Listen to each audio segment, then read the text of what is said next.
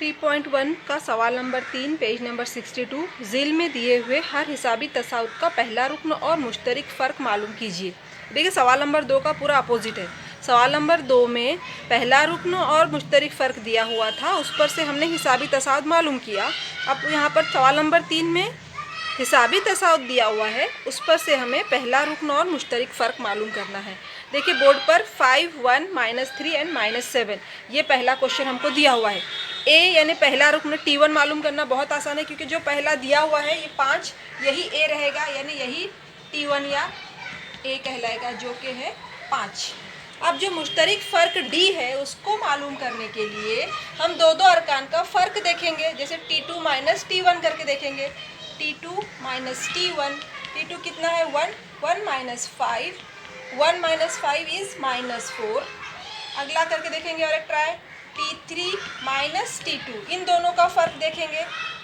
-3 - 1 is -4। एक और चाहे तो करके देखिए T4 - T3 -7 -3, तो ये माइनस माइनस प्लस हो जाएगा, आंसर आएगा -4। तो यहाँ पर डी हर जगह मसावी आ रहा है, नफ़ी 4 नफ़ी 4 नफ़ी 4, तो हमारा आंसर आ गया।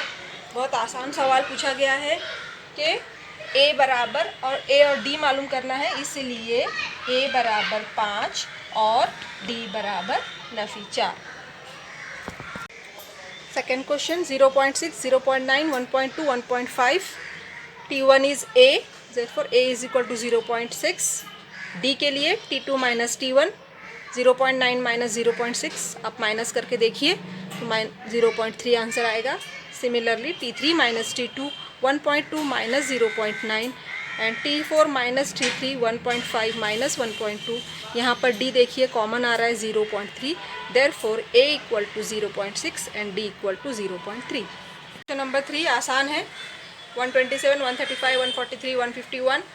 T1 is A 127, D T2 - T1, T3 - T2, T4 - T3, हर दफ़ा वो 8 आ रहा है, इसलिए D बराबर 8।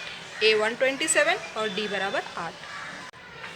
Last question 1/4, 3/4, 5/4 and 7/4। T1 is A, it is 1/4। D के लिए T2 - T1, T2 इज़ 3/4 - 1/4। नसबनुमा एक जैसे हैं तो एक बार लिखेंगे।